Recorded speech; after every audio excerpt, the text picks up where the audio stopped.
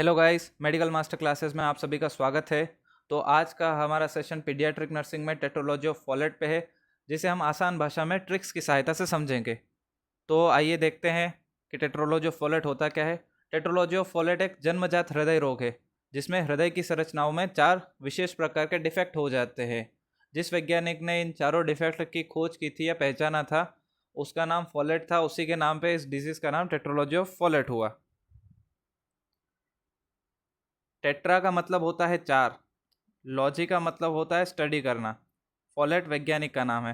तो फॉलेट नाम के वैज्ञानिक ने 4 विशेष डिफेक्ट हार्ट के अंदर, हृदय के अंदर ढूंढे थे, उनका अध्ययन किया था। उसी के नाम के आधार पर इस बीमारी का नाम टेट्रोलॉजी ऑफ फॉलेट हो गया। टेट्रोलॉजी ऑफ फॉलेट जन्मजात हृदय दोष या जन्मजात हृदय रोग में, कंजेनाइटल हार्ट डिजीज़ के अंदर आती है। ये एक साइनोटिक डिजीज़ है। साइनोटिक का मतलब क्या होता है कि जब बॉडी में ऑक्सीजन की कमी हो जाती है, इसकी वजह से जो एक्सट्रीमिटीज़ होती है और पूरा शरीर होता है, जो स्किन होती है, वो ब्लू कलर की होने लगती है, नीली नीली पड़ने लगती है। इसे साइनोसिस कहते हैं। ये एक साइन है। इसके अलावा जो टेट्रोलॉजी ऑफ फॉलेट है, वो 6 से 10% ऑफ ऑल CHD, मतलब जो सारे CHD है उसमें 6 से 10% केसेस जो होते हैं टेट्रोलॉजी ऑफ फॉलेट के होते हैं। हमने पढ़ा कि ये 4 दोष से मिलके बना है। वो 4 दोष क्या है? वो 4 दोष है pulmonary stenosis, right ventricular hypertrophy, overriding of aorta और वेंट्रिकुलर सेप्टल डिफेक्ट, जैसा कि हम डायग्राम में भी देख सकते हैं। सबसे पहले नंबर पे आ रहा है पल्मोनरी स्टेनोसिस। जो पल्मोनरी वॉल्व होता है, जिसके द्वारा जो ब्लड राइट वेंट्रिकल से पल्मोनरी आर्टरी में पुश किया गया है लंग्स को भेजने के लिए, वो वापस ना आए, इस बैक फ्लो को रोकने के लिए पल्मोनरी वॉल्व होता है। इसका स्टेनोसिस यानी कि सिकुड़ जाना। सेकंड होता है राइट वेंट्रिकुलर हाइपरट्रॉफी, मतलब जो राइट वेंट्रिकल है, जो ये वाला जोन है, इसके जो मांसपेशियाँ है, जो मसल्स है, उनका एक्स्ट्रा ग्रोथ कर देना, ज़्यादा ग्रोथ हो जाना, हाइपरट्रॉफिक ग्रोथ हो जाना, राइट वेंट्रिकुलर हाइपरट्रॉफी। तीसरा है ओवर राइडिंग ऑफ अयोर्टा, मतलब जो लेफ्ट वेंट्रिकल से अयोर्टा में ब्लड पुश किया जाता है, अयोर्टा के थ्रू जो पूरे शरीर में सर्कुलेशन में भेजा जाता है ब्लड, उस अयोर्टा को ब्लड ज़्यादा मिलने की वजह से वो ओवर राइड करने लगती है, मतलब ज़रूरत से ज़्यादा फैल जाती है, फूल जाती है। चौथा होता है वेंट्रिकुलर सेप्टल डिफेक्ट, जो राइट वेंट्रिकल और लेफ्ट वेंट्रिकल है, इनके बीच का ये जो सेप्टा है, इसमें डिफेक्ट आ जाना, इसका फट जाना, इसमें छेद हो जाना, इसको बोलते हैं वेंट्रिकुलर सेप्टल डिफेक्ट। तो ये जो है मेजर 4 डिफेक्ट है। इन 4 डिफेक्ट को समझने से पहले हम नॉर्मल सर्कुलेशन को समझते हैं। नॉर्मल सर्कुलेशन समझने से भी पहले हमें एक बात समझने की ज़रूरत है कि जो हार्ट यानी हृदय होता है, वह रक्त को शुद्ध करने का काम नहीं करता है। प्यूरिफिकेशन हार्ट का काम नहीं है, वो सिर्फ पंप करता है। चाहे जैसा भी ब्लड आएगा, जैसे कि अगर राइट साइड ऑफ हार्ट में आया है, ये इस तरफ है राइट साइड और इस तरफ है लेफ्ट साइड। राइट साइड यानी दाईं तरफ जो आएगा वो डीऑक्सीजनेटेड अशुद्ध रक्त आएगा, उसे पंप करेगा। और लेफ्ट साइड यानी बाईं तरफ में जो रक्त आएगा वो होगा शुद्ध रक्त, ऑक्सीजनेटेड ब्लड, उसे शरीर में पंप करेगा। इसका सिर्फ पंपिंग का वर्क है। इस जो ब्लड होता है उसे प्यूरिफिकेशन या फिर उसमें ऑक्सीजन मिलाने का काम करता है लंग्स, जो फेफड़े होते हैं वो। तो एक बार हम नॉर्मल सर्कुलेशन को समझते हैं कि शरीर या टिश्यूज से सुपीरियर इन्फीरियर वेना कावा के द्वारा ब्लड आता है राइट एट्रियम में, राइट एट्रियम से राइट वेंट्रिकल में, राइट वेंट्रिकल से पल्मोनरी आर्टरी के थ्रू लंग्स को पहुंचता है। लंग्स में यहाँ ऑक्सीजन मिक्स होती है। उसके बाद पल्मोनरी वेन्स जो होती है, ये इसे लेफ्ट एट्रियम में लेके आती है, लेफ्ट एट्रियम से लेफ्ट वेंट्रिकल, और लेफ्ट वेंट्रिकल से ये अयोर्टा के द्वारा सिस्टमिक सर्कुलेशन में चला जाता है। सिस्टमिक और पल्मोनरी सर्कुलेशन सबको पता होगा। पल्मोनरी सर्कुलेशन मतलब हार्ट और लंग्स के बीच में जो सर्कुलेशन होता है, राइट वेंट्रिकल से लेके लेफ्ट एट्रियम तक। वही भी सिस्टमिक सर्कुलेशन है, जो लेफ्ट वेंट्रिकल से लेके बॉडी में और बॉडी से होते हुए वापस राइट एट्रियम में आता है। ठीक है। अब ये डिफेक्ट किस तरीके से काम करते हैं, ये हमारा एक नॉर्मल सर्कुलेशन हुआ। ये डिफेक्ट किस तरीके से काम करते हैं, तो हम देख सकते हैं कि जैसे ही राइट वेंट्रिकल में आता है, डिफेक्ट राइट वेंट्रिकल से शुरू होता है। ये जो राइट वेंट्रिकल का जोन है हमारा, यहाँ पे अशुद्ध ब्लड आया, अब इसे लंग्स की तरफ पहुँचना है। लंग्स की तरफ पहुँचने के लिए जो राइट वेंट्रिकल है, यानी कि जो दायां निलय है, ये रक्त को पल्मोनरी आर्टरी में पुश करेगा, मतलब आगे की तरफ धकेलेगा। पल्मोनरी आर्टरी में धकेलने के बाद ये ब्लड वापस राइट वेंट्रिकल में ना आ पाए, इसलिए होता है यहाँ पे पल्मोनरी वाल्व। वाल्व यानी एक तरीके से फाटक या एक तरीके का दरवाज़ा, जो वापस नहीं आने देता। इस वाल्व के नैरो होने की वजह से, यानी कि इसका साइज कम हो जाने की वजह से, संकुचित होने की वजह से, जो राइट वेंट्रिकल है वो पूरा जो ब्लड होता है उसको पल्मोनरी आर्टरी में पुश नहीं कर पाता है। इसकी वजह से क्या होता है, राइट वेंट्रिकल में एट द एंड कुछ ब्लड बच जाएगा। ये जो ब्लड बच जाएगा, ये जो आगे एट्रियम से और ब्लड आएगा उसको और इसको मिला के अगली बार इसे डबल ब्लड को पुश करना पड़ेगा। ऐसे ही बार बार ये ब्लड बढ़ता जाएगा और जो राइट वेंट्रिकल है उससे ज़्यादा से ज़्यादा काम करना पड़ेगा। इसकी वजह से क्या होगा कि जो इधर के टिश्यू होते हैं राइट वेंट्रिकल के, उनकी ग्रोथ ज़्यादा बढ़ जाएगी। जैसे कि हम ज़्यादा से ज़्यादा वजन उठाते रहते हैं तो हमारे हाथ के जो बाइसेप और ट्राइसेप होते हैं वो मसल मजबूत हो जाते हैं, उनकी ग्रोथ बढ़ जाती है, इसलिए वो बड़े दिखाई देते हैं। वैसे ही इसकी ग्रोथ होगी, इसकी हाइपरट्रॉफी होगी इसकी मसल्स की। इसकी वजह से इसका एरिया बढ़ जाएगा। साथ ही साथ बहुत लंबे समय तक अगर ये ऐसे ही पुश करता रहेगा तो जो इनकी दीवारें होती है वेंट्रिकल, ये जो पूरी बाउंड्री है, जो सेप्टम है राइट वेंट्रिकल का, उस पर प्रेशर पड़ता है। ये जो एरिया है इस पर प्रेशर पड़ता है। इस प्रेशर पड़ने की वजह से क्या होगा, एक समय के बाद में ये जो राइट वेंट्रिकल और लेफ्ट वेंट्रिकल के बीच का सेप्टम है ये फट जाएगा, इसमें डिफेक्ट आ जाएगा, वेंट्रिकुलर सेप्टल डिफेक्ट इसे कहते हैं। ये इसके बीच का जो सेप्टा है वो डैमेज हो जाएगा। इसकी वजह से क्या होगा, हम जानते हैं राइट साइड में क्या था, अशुद्ध रक्त, और लेफ्ट साइड में क्या था, शुद्ध रक्त। तो यहाँ पे जो डीऑक्सीजनेटेड ब्लड है वो ऑक्सीजनेटेड ब्लड के साथ मिक्स होने लग जाएगा। इसकी वजह से क्या होगा, जो सिस्टमिक सर्कुलेशन है उसमें शुद्ध रक्त की जगह मिलावट वाला ब्लड जाएगा, एक मिक्स ब्लड जाएगा, एक अशुद्ध प्रकार का ब्लड जाएगा। ये तो हुआ, हमने 3 डिफेक्ट देख लिए। एक तो पल्मोनरी स्टेनोसिस देख लिया हमने, उसकी वजह से राइट वेंट्रिकुलर हाइपरट्रॉफी देखा और सेप्टल डिफेक्ट हो गया।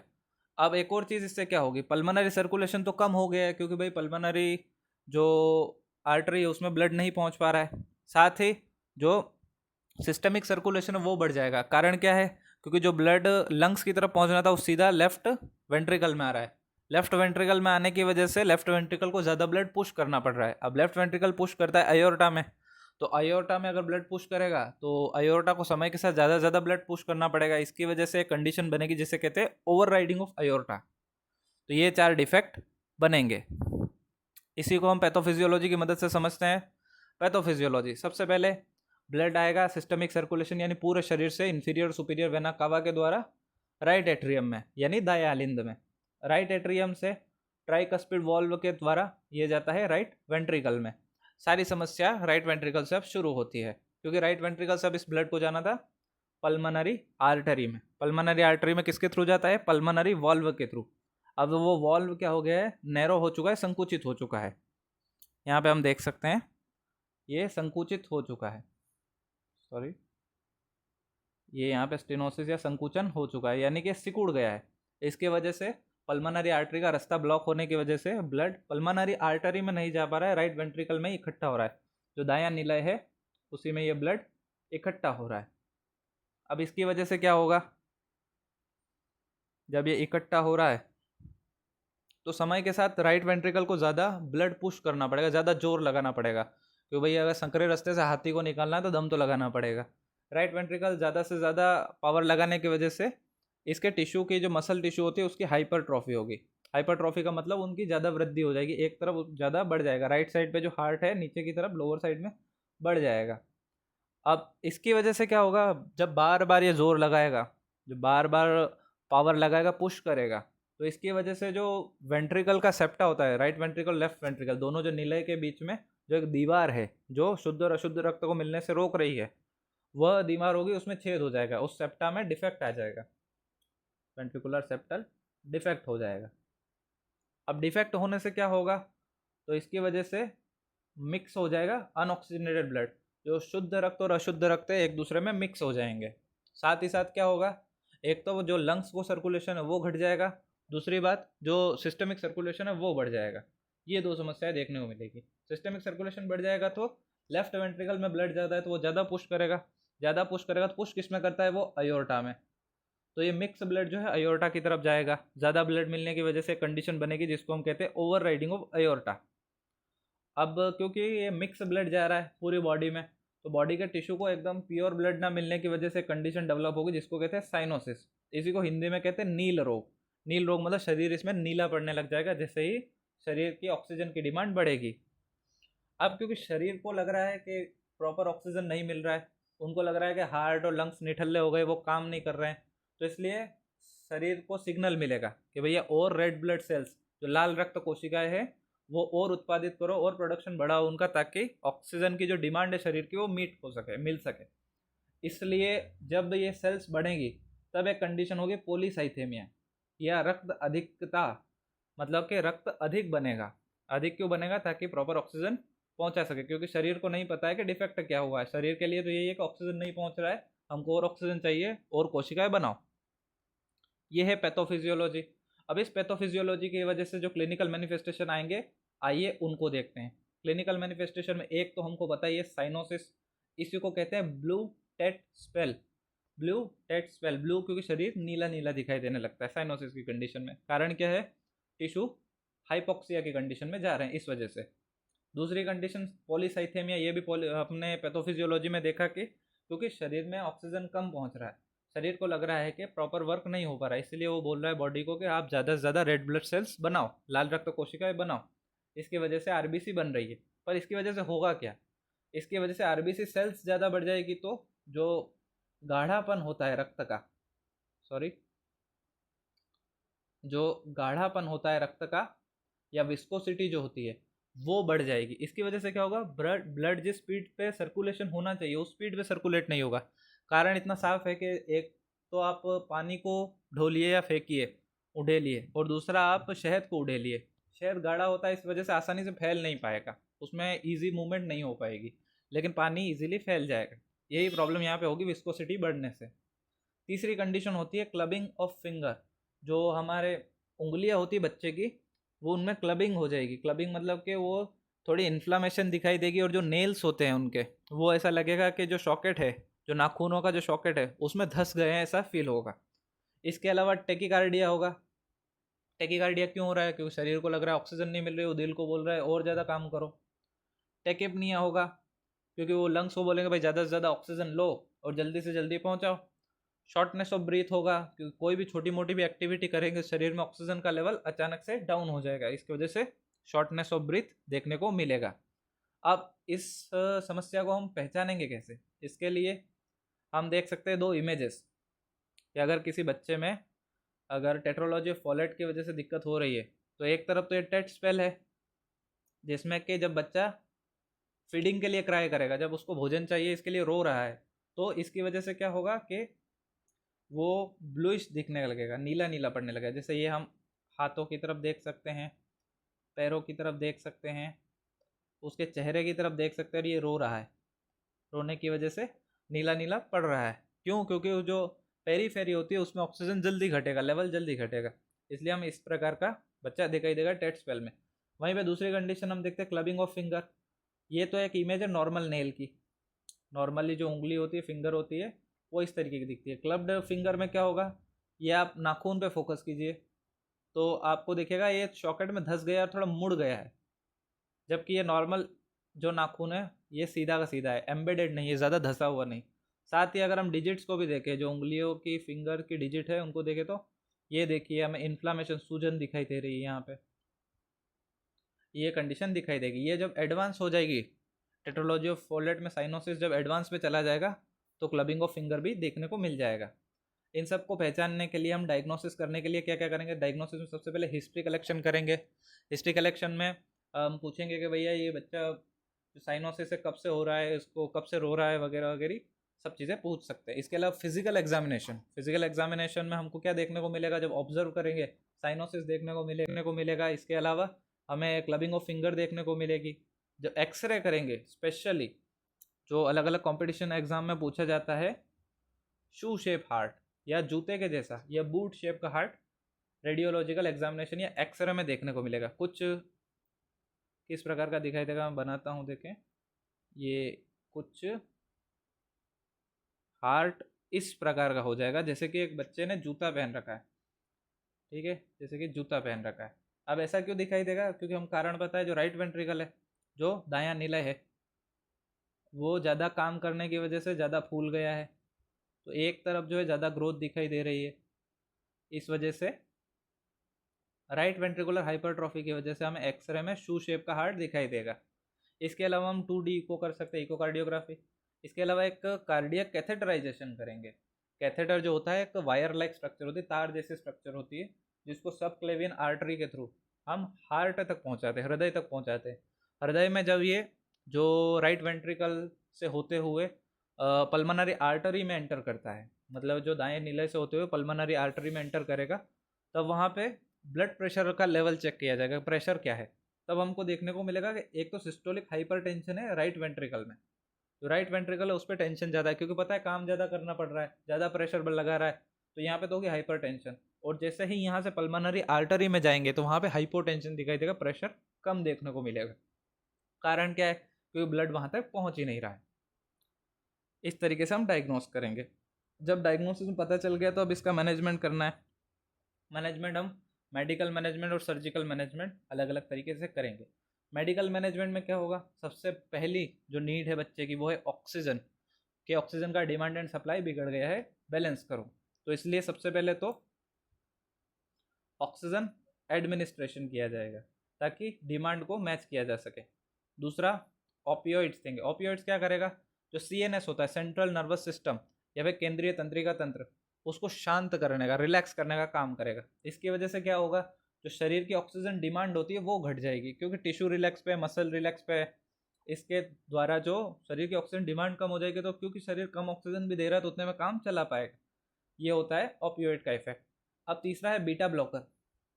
बीटा ब्लॉकर जो पैरासिम्पैथेटिक नर्वस सिस्टम होता है, पैरासिम्पैथेटिक नर्वस सिस्टम को रिलैक्स करेगा। इसकी वजह से जो हार्ट रेट बढ़ रहा है, टेकिकार्डिया हो रहा है, उसको कंट्रोल किया जाएगा। इससे क्या होगा? जो अशुद्ध ब्लड ज़्यादा से ज़्यादा शरीर में पहुंच रहा है वो कंट्रोल में आएगा। इसके बाद नेक्स्ट कंडीशन होती है डिजॉक्सिन।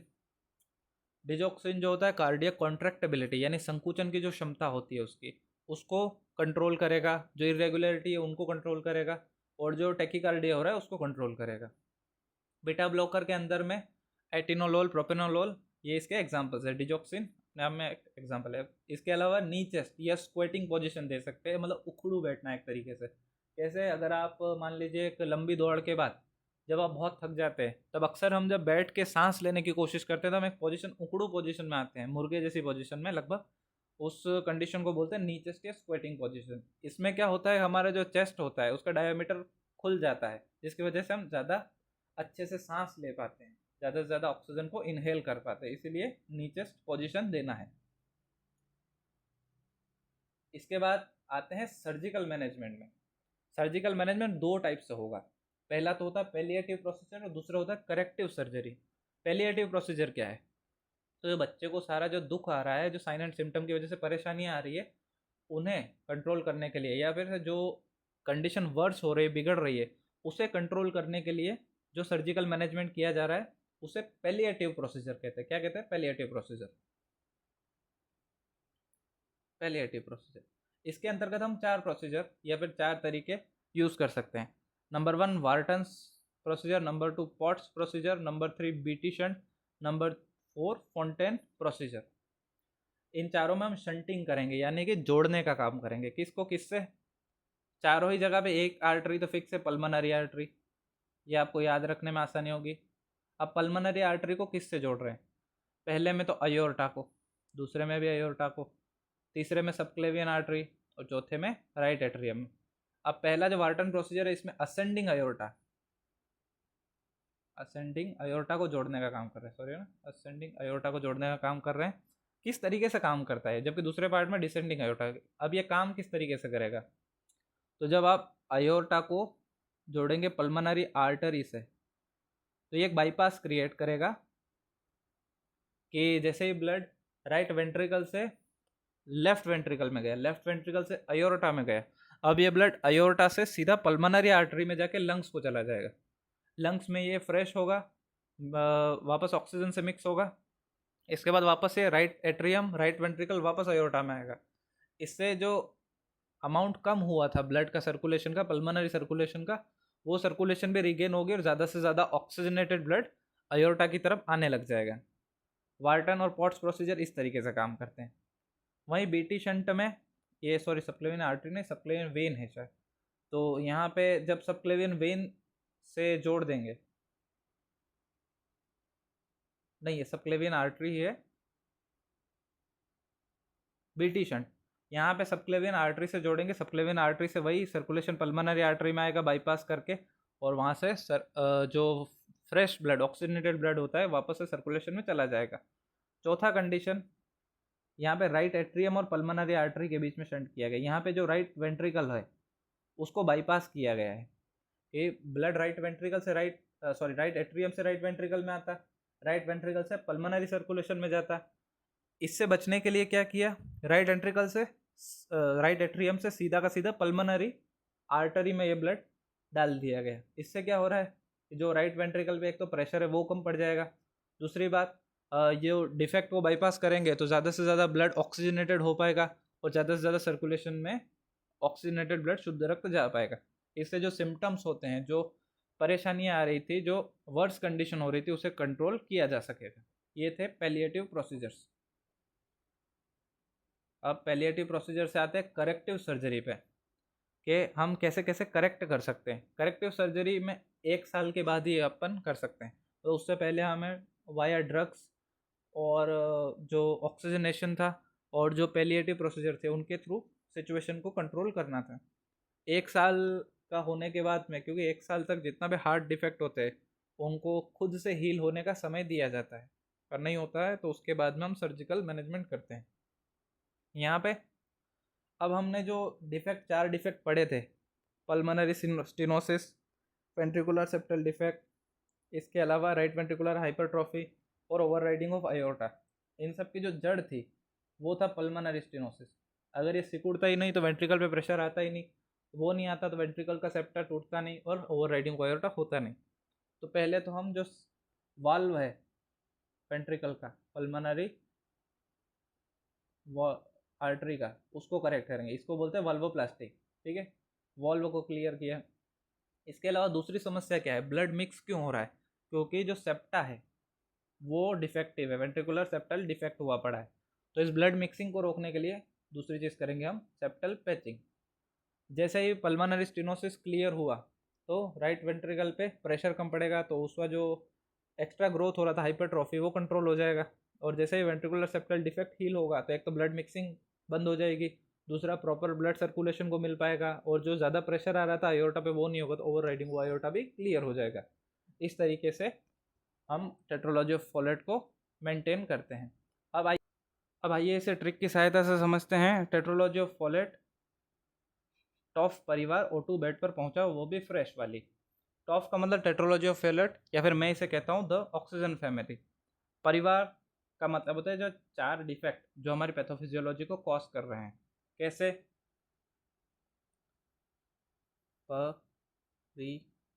परिवार, इसे 4 पार्ट में डिवाइड करते हैं।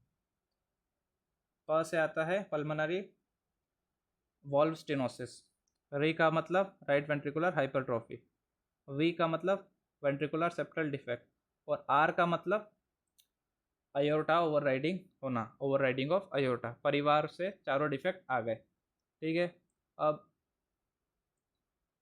अब इसका जो मैनेजमेंट है वो यहाँ से समझते हैं। O2 बेड पर पहुँचाओ। O2 का मतलब होता है ऑक्सीजन और ओपियोइड। ऑक्सीजन डिमांड के लिए, ओपियोइड सप्लाई कम करने के लिए, ऑक्सीजन सप्लाई बढ़ाने के लिए, ओपियोइड डिमांड कम करने के लिए। बेड का मतलब बीटा ब्लॉकर और डिजॉक्सिन। पर से पोजीशन, नी चेस्ट। पहुँचाओ का मतलब पैलिएटिव प्रोसीजर। कौन कौन से हैं, वह मतलब वार्टन प्रोसीजर, बी मतलब बीटी शंट, फ्रेश मतलब फॉन्टेन प्रोसीजर, और वाली का मतलब होता है एक तो वॉल्वोप्लास्टी और सेप्टम, जो डिफेक्ट हमने क्लियर किया सेप्टल पैचिंग, वो वाली। ठीक है, तो जो वेंट्रिकुलर सेप्टल डिफेक्ट और सेप्टल पैचिंग, ये इसके थ्रू पूरा मैनेजमेंट इसका हो जाएगा। ये एक ट्रिक है टेट्रोलॉजी ऑफ फॉलेट को समझने के लिए। तो आइए एक बार जो टेट्रोलॉजी ऑफ फॉलेट था उसका पोस्ट सर्जिकल मैनेजमेंट देख लेते हैं। तो वे सर्जरी के बाद हम इसे कैसे मैनेज करेंगे। इसके लिए सबसे पहले तो हमको जो वाइटल साइन है समय समय पे उनका असेसमेंट करते रहना है। इससे क्या होगा, जो हार्ट है कहीं अचानक से हार्ट रेट ड्रॉप तो नहीं हो रहा है, कहीं हार्ट अटैक का रिस्क तो नहीं है। इसके अलावा ट्रेनिंग और जो कॉन्स्टिपेशन है उसको अवॉइड करना है, क्योंकि शरीर पे किसी प्रकार का दबाव नहीं आना चाहिए। कॉन्स्टिपेशन में बच्चे को जोर लगाना पड़ेगा। इसकी वजह से क्या होगा, हार्ट पे प्रेशर आएगा, ब्रेडिकार्डिया होगा और हार्ट अटैक या कार्डियक अरेस्ट का रिस्क बनेगा। साथ ही क्राई यानी कि रोने से रोकना है। क्यों? इन दोनों ही कंडीशन में जो 10th क्रेनियल नर्व होती है, जो वेगस नर्व होती है, उसमें वेगल स्टिमुलेशन होगा। वेगल स्टिमुलेशन की वजह से क्या होगा कि जो ब्रेडिकार्डिया होगा, ब्रेडिकार्डिया की वजह से हार्ट रेट गिरेगा और बच्चा कार्डियक अरेस्ट में जा सकता है। इसलिए कोई दबाव नहीं आना चाहिए, कॉन्स्टिपेशन नहीं होना चाहिए, क्राई यानी रोने से भी उस बच्चे को रोकना है। इसके अलावा नी चेस्ट पोजीशन हमें पता ही है, ताकि उसमें जो ऑक्सीजन का स्टेटस होता है वो बैलेंस रह सके, आसानी से वो ब्रेथ कर सके, सांस ले सके, इसलिए हमको नी चेस्ट पोजीशन देना होगा। तो ये थी हमारी क्लास टेट्रोलॉजी ऑफ फॉलेट के बारे में। आशा करते हैं आपको क्लास पसंद आई होगी। क्लास से रिलेटेड कोई भी अगर आपको क्वेरी है या फिर आप किसी और टॉपिक पे ऐसी ही क्लास चाहते हैं इंपॉर्टेंट और इजी ट्रिक के साथ, तो आप हमें कमेंट बॉक्स में लिख के भेज सकते हैं। Now thanks for watching, like share and subscribe to medical master classes. Thank you very much.